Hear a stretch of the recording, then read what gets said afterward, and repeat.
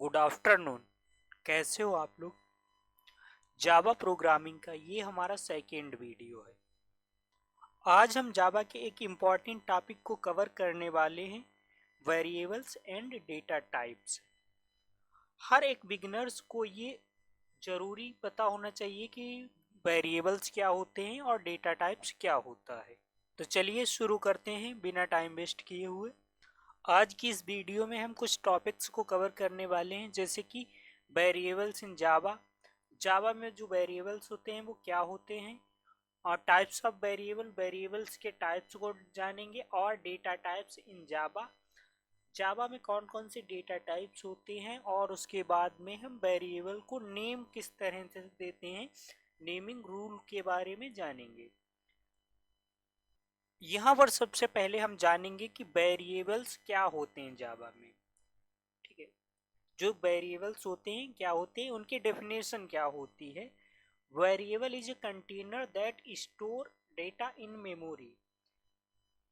Variable जो होता है वो एक कंटेनर होता है जो किसी भी वैल्यू को या किसी भी डेटा को स्टोर करता है। सिंपल वर्ड्स में अगर कहें तो किसी नंबर या टेक्स्ट को मेमोरी में रखने को हम क्या करते हैं, वेरिएबल का यूज करते हैं।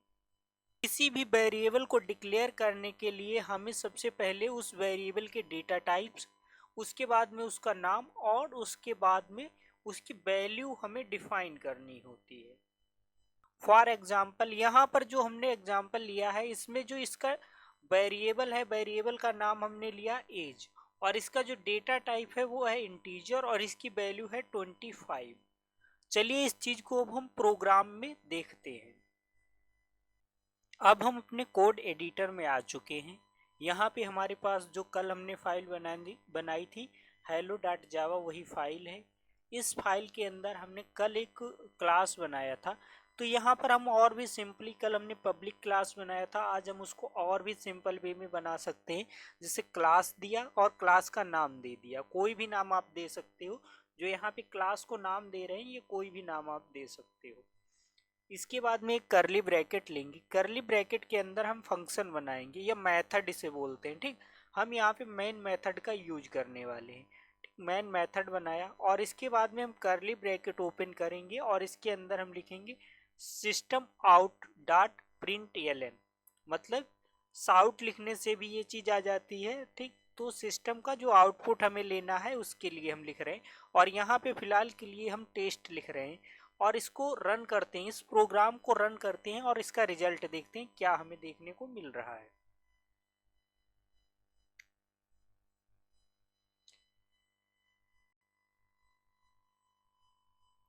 थोड़ा वेट करते हैं, यहाँ पे इसका रिजल्ट हमें देखने को मिल जाएगा। इसका रिजल्ट यहाँ पर टेस्ट देखने को मिल गया है। ठीक, टेस्ट, क्योंकि हमने यहाँ पर टेस्ट ही लिखा है तो वो टेस्ट हमें यहाँ पर देखने को मिल रहा है, टेस्ट जो रिजल्ट में शो कर रहा है। अब हम वेरिएबल्स को किस तरह से बनाते हैं उसके लिए थोड़ा जानते हैं। तो वेरिएबल्स को बनाने के लिए हम सबसे पहले क्या करते हैं कि उसका डेटा टाइप डिफाइन करते हैं कि वो कौन सा डेटा टाइप है। तो यहाँ पर हम लिखने वाले हैं इंटीजर। हम इंटीजर टाइप का एक वेरिएबल क्रिएट करने वाले हैं जिसका नाम हम देंगे एज। ठीक, एज नाम से हमने एक वेरिएबल क्रिएट कर रहे हैं और उसको हम वैल्यू देंगे 25। इसका मतलब क्या हुआ कि जो हमारी वैल्यू 25 है वो एज वाले वेरिएबल के अंदर स्टोर हो गया है। इसी तरह से हम एक दूसरा वेरिएबल बनाएंगे जिसका डेटा टाइप होगा वो स्ट्रिंग होगा, स्ट्रिंग डेटा टाइप है। और इसमें हम क्या करेंगे कि इसमें हमने यहाँ पर नेम को स्टोर करने वाले हैं। जो वैल्यू वेरिएबल का नेम है उसका नाम हमने नेम ही रखा है। ठीक, और इसमें हम क्या करेंगे कि किसी का नेम स्टोर कर सकते हैं, जैसे यहाँ पे हमने दे दिया राहुल। ठीक, तो ये हमारा क्या हुआ कि राहुल जो नेम है वो उस नेम वाले वेरिएबल ने स्टोर करके रखा हुआ है। ठीक, अब इसका अगर हम आउटपुट देखें तो ये जो एज है इसको हम क्या करेंगे कि यहाँ पर अगर एज को लिखते हैं तो वो हमें दिखाई देगा। ठीक, जैसे हमने यहाँ पे लिखा एज, एज से क्या होगा कि एज जो है वो आउटपुट में हमें दिखनी चाहिए। जो भी वैल्यू हम यहाँ पर देंगे वो वैल्यू हमें यहाँ पर दिखनी चाहिए आउटपुट में। चलिए प्रोग्राम को रन करते हैं, देखते हैं। जब हम प्रोग्राम को रन करते हैं यहाँ पे आउटपुट आ रहा है यहाँ पे आउटपुट जो है वो 25 है, जो यहाँ पे इस तरह से आ रहा है। ये अलग अलग नहीं है, इसको अगर हम थोड़ा दूर करना चाहें तो हम इस तरह से कर सकते हैं। ठीक है, इसमें क्या कर देंगे, हम /n कर देंगे। /n से न्यू लाइन पे /t लगा सकते हैं। ठीक, यहाँ पे हम क्या करेंगे कि /t लगाते हैं। ठीक, और अभी यहाँ पे क्या होगा, या एक तो हम यहाँ पे स्ट्रिंग यूज कर रहे हैं और दूसरा ये वेरिएबल यूज कर रहे हैं, तो इन दोनों को सेपरेट करने के लिए, अलग करने के लिए हमें कॉन्कैटिनेशन करना पड़ेगा, जिसको हम करते हैं प्लस के थ्रू। अगर हम प्लस का सिंबल लगा देते हैं तो वो अलग अलग हो जाते हैं, सेपरेट हो जाते हैं, इसको हम कॉन्कैटिनेशन बोलते हैं। ठीक, तो ये दोनों वैल्यू अलग हो गई। अब इसका आउटपुट इस तरह से आएगा। अभी तक अगर प्लस ना लगाते तो वो आप वहां पर एरर आता है। ठीक, देखिए यहाँ पे क्या है कि टैब मतलब थोड़ा स्पेस छोड़ के हमें रिजल्ट इसका शो कर रहा है।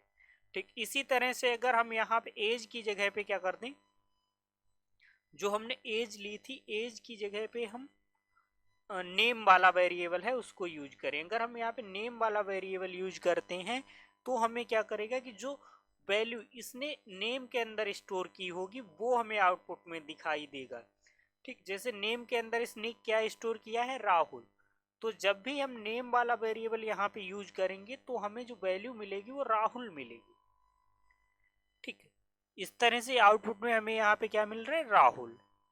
ये यहाँ पे नेम जो हमने वेरिएबल बनाए हैं उस वेरिएबल को यूज कर रहा है। इस तरह से हम वेरिएबल्स को बना सकते हैं। ठीक है, अब हम जानेंगे कि वेरिएबल्स जो होते हैं वो किस टाइप के होते हैं, कितनी तरह के होते हैं।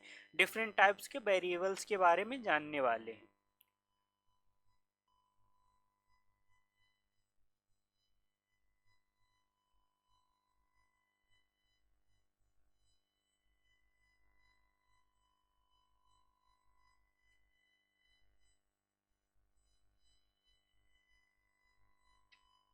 जैसे यहाँ पे प्रोग्राम में हम देखते हैं तो यहाँ पे हमें क्या है कि जो भी हमने वेरिएबल बनाए हैं वो कहाँ पे बने हैं, वो हमारे फंक्शन के बाहर बने हैं। तो ये लोकल नहीं है, ये लोकल वेरिएबल नहीं है। लोकल वेरिएबल अगर हमें बनाना है तो मेथड के अंदर, यहाँ पे मेथड कौन सा है, मेन मेथड बोलो या मेन फंक्शन। ठीक, अगर इन्हीं वेरिएबल्स को हम इसके अंदर बना देते हैं, फॉर एग्जाम्पल इन वेरिएबल्स को हम क्या करते हैं, यहाँ पर इस मेथड के अंदर अगर हम बनाते हैं तब ये क्या हो जाएंगे, हमारे लोकल वेरिएबल हो जाएंगे।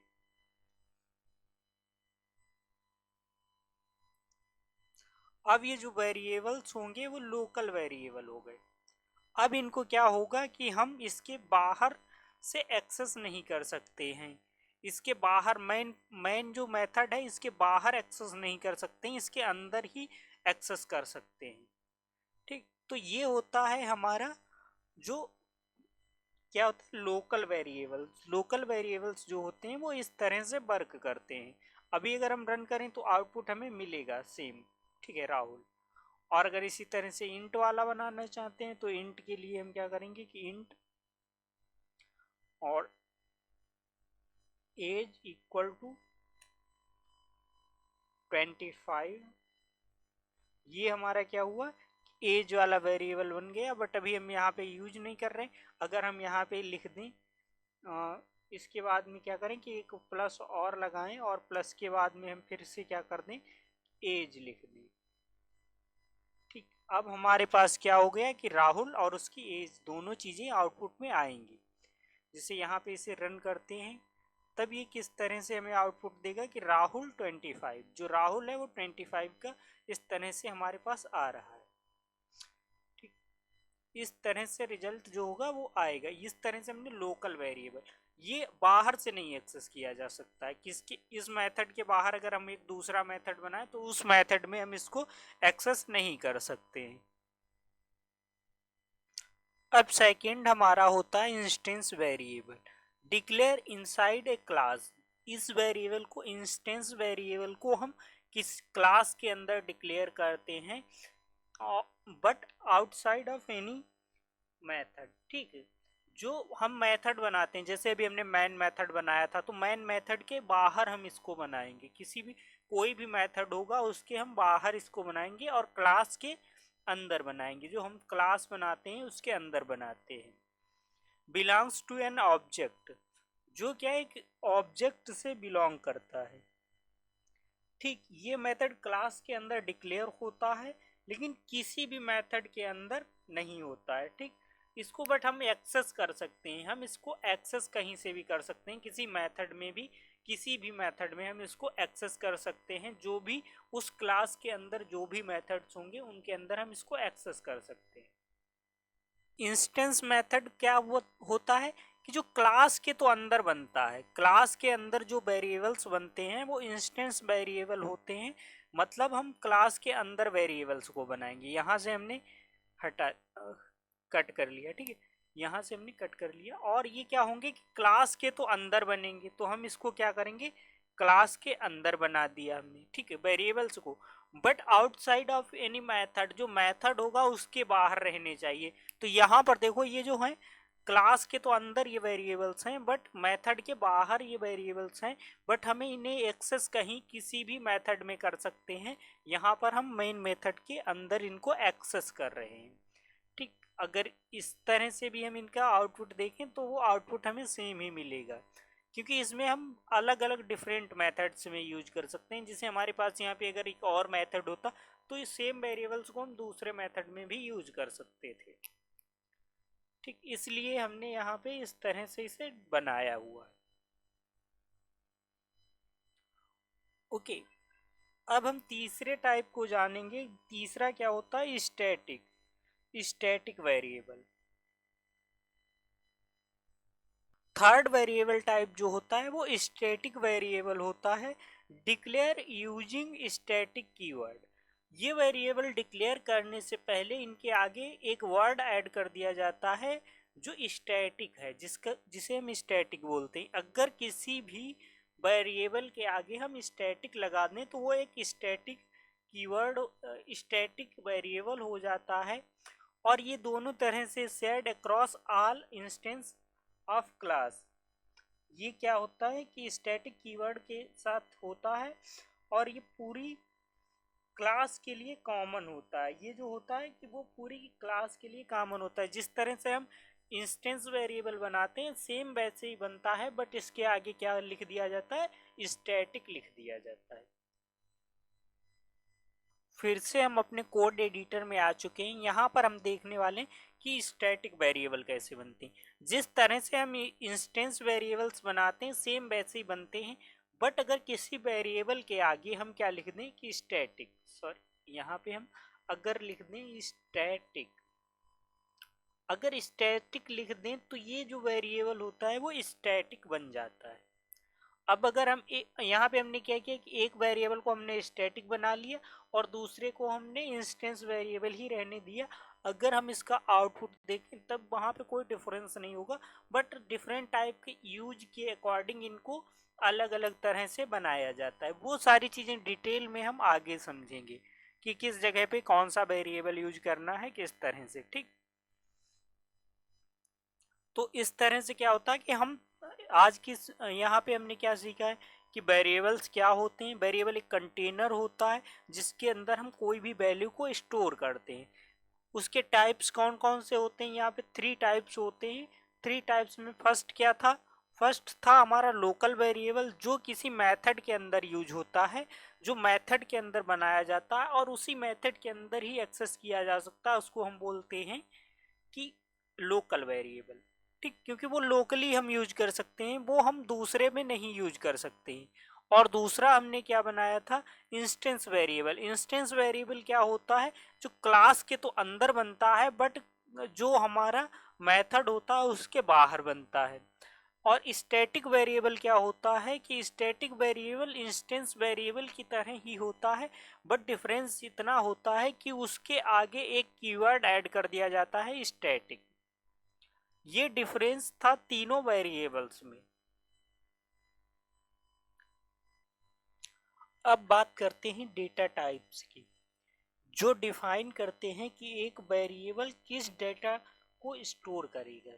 यहाँ पर ये डेटा टाइप्स जो होते हैं वो दो तरह के होते हैं। एक होता है प्राइमेटिव डेटा टाइप्स और सेकेंड होता है नॉन प्राइमेटिव डेटा टाइप्स। ठीक है, प्राइमेटिव डेटा टाइप्स में क्या बेसिक वैल्यू को स्टोर करने के लिए हम यूज करते हैं। जो बेसिक वैल्यूज होती हैं उनको स्टोर करने के लिए, जैसे हमारा बाइट हो गया, शॉर्ट हो गया, इंटीजर हो गया, फ्लोट हो गया, लॉन्ग हो गया, डबल हो गया, या कोई कैरेक्टर है उसको स्टोर करना होगा तो कैर हो गया। ठीक, अब बूलियन हो गया, जैसे ट्रू और फॉल्स, बूलियन में दो वैल्यू होती हैं, ट्रू और फॉल्स, तो बूलियन हो गया। ये जो हमारे बेसिक से डेटा स्टोरेज टाइप्स होते हैं इनको हम प्राइमेटिव डेटा टाइप्स बोलते हैं। ठीक है, दूसरा क्या होता है नॉन प्राइमेटिव डेटा टाइप्स। ये क्या होता है कि किसी भी कॉम्प्लेक्स स्ट्रक्चर को स्टोर करने के लिए यूज करते हैं। जैसे कोई हम स्ट्रिंग बना रहे हैं, स्ट्रिंग मतलब एक कैरेक्टर से ज़्यादा जिसमें भी वैल्यू होती है वो स्ट्रिंग होती है। ठीक है, जैसे यहाँ पे हमने लिखा कि जावा, तो इसको हम किस तरह से डिफाइन करेंगे, स्ट्रिंग। और यहाँ पे हमने सबसे पहले डेटा टाइप, वेरिएबल के लिए क्या होता है data types, data type string होगा और वेरिएबल का नाम क्या है नेम, और उसके अंदर हमने वैल्यू क्या दी जावा। जावा है, ये क्या हुआ कि मतलब यहाँ पे एक कैरेक्टर से ज्यादा कैरेक्टर हैं, 4 कैरेक्टर हैं, तो इसलिए एक स्ट्रिंग हुई। अगर ओनली जे होता तो कैरेक्टर होता तो हम यहाँ पे जो इसका डेटा टाइप है वो कैर लिखते और वो क्या हो जाता है कि हमारा प्राइमेटिव डेटा टाइप हो जाता है। बट यहाँ पे हमने कैरेक्टर्स यूज किए हैं तो इसलिए हम क्या करेंगे कि इसको स्ट्रिंग की तरह ट्रीट करेंगे कि ये एक स्ट्रिंग है, डेटा टाइप जो है इसका स्ट्रिंग है और वो नॉन प्राइमेटिव डेटा टाइप में चला जाएगा। ठीक, और दूसरी चीज हम यहाँ पे देखने वाले हैं, दूसरा सेकेंड हम देखते हैं एरे। एरे क्या होता है कि एरे हमने है तो सारी वैल्यू इंटीजर ही, बट वो क्या है कि एक सिंगल वैल्यू नहीं है, वहां पे मल्टीपल वैल्यूज हैं, अलग अलग प्लेस के लिए अलग अलग वैल्यू, अलग अलग इंडेक्स के लिए अलग अलग वैल्यू है। जैसे 0 प्लेस पे 1 है, 1 प्लेस पे 2 है और सेकेंड प्लेस पे 3 है, क्योंकि जो इसका इंडेक्स जो होता है एरे का वो 0 से स्टार्ट होता है। तो यहाँ पे हम क्या कर रहे हैं कि मल्टीपल वैल्यूज को, वैल्यूज का जो टाइप है वो इंटीजर ही है, बट हम इसको एरे इसलिए बोल रहे हैं क्योंकि यहाँ पे हम मल्टीपल वैल्यूज को स्टोर कर रहे हैं। तो ये नॉन प्रिमिटिव डेटा टाइप में हो जाएगा कि अगर हम ओनली 1 को स्टोर कर रहे होते या ओनली 2 को, तब ये क्या होता कि प्रिमिटिव डेटा टाइप में चला जाता और इसको ओनली इंटीजर से लिखते। इंटीजर के आगे जो ब्रैकेट हमने यूज किए वो हम नहीं लिखते। और यहाँ पे क्या कर सकते हैं कि हम किसी भी नॉन प्रिमिटिव डेटा टाइप, कोई क्लास होता है कि या कोई यूजर डिफाइंड डेटा है, कोई बड़े डेटा को हम एक वेरिएबल के अंदर स्टोर करना चाहते हैं तो वो भी क्या होगा कि नॉन प्रिमिटिव डेटा टाइप में चला जाएगा। इस तरह से हमारे ये डेटा टाइप्स होते हैं।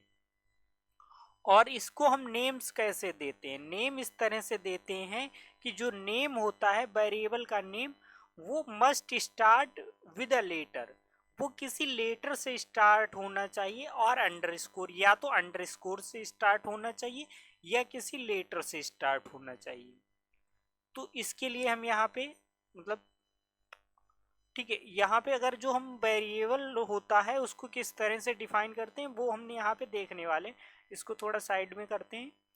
जैसे कि नेम है तो पहली पहली कंडीशन यहाँ पे क्या हुई कि वेरिएबल का जो नेम दोगे वो इस तरह से होना चाहिए कि must start with a letter, तो लेटर कोई भी होना चाहिए। जैसे हमने यहाँ पे लिखा नेम, नेम मतलब यहाँ पे क्या है कि जो स्टार्ट हुआ है वो लेटर से हुआ है, या तो वो इस तरह से हो सकता है नेम, या तो अंडरस्कोर और अंडरस्कोर, या तो उसके पहले क्या होना चाहिए अंडरस्कोर लगा होना चाहिए, या तो नेम या अंडरस्कोर और उसके बाद में कुछ भी लिख सकते हो। तो इस तरह से एक वेरिएबल का फर्स्ट कंडीशन ये होती है कि इस तरह से यूज होना चाहिए। और सेकंड कंडीशन यहाँ पे क्या होती है कि नो स्पेस और special character except underscore, underscore के अलावा कोई भी स्पेशल कैरेक्टर नहीं यूज कर सकते हो। कि जैसे यहाँ पे हम मतलब वैल्यू लिखने वाले हैं, जैसे कि हम लिखते हैं कैटेगरी लिस्ट, ठीक, कैटेगरीज नेम या सिटीज का नाम हमें डालना है, तो सबसे पहले तो सिटी जो होगा वो हमारा एक लेटर है, ठीक, सिटी में सी हमारा लेटर है तो हमने यहाँ पे लिखा city underscore name, underscore name. इस तरह से हम बनाएंगे तो ये तो वैलिड है। अगर हम यहाँ पर लिख दें, इस चीज को लिख दें कि सिटी नेम स्पेस दे दिया, तो मतलब ये हमारी सेकेंड वाली कंडीशन को फॉलो नहीं करता है, इसलिए ये हमारा वेरिएबल नहीं हो सकता है। ठीक, तो ये वेरिएबल नहीं हो पाएगा। और अगर हम यहाँ पर सोचें कि कोई और कैरेक्टर लगा दें, हमने यहाँ पे एक हाइफन लगा दिया, तब भी ये हमारा क्या होगा कि वैलिड नहीं रहेगा। या तो हम इस तरह से लिख सकते हैं कि सिटी नेम एक में, अगर हमें दोनों को डिफ्रेंशिएट करना है तो हम वहां पर एक अंडरस्कोर यूज कर सकते हैं। ठीक, और तीसरा क्या होता है कि Java keyword example int class are not allowed. आप किसी भी वेरिएबल का नाम इस तरह से कोई वेरिएबल नहीं बना सकते हो कि इंट इंट, मतलब यहाँ पे एक कीवर्ड है जो जावा का एक स्पेशल कीवर्ड होता है, उसको नहीं यूज कर सकते हो। Like class,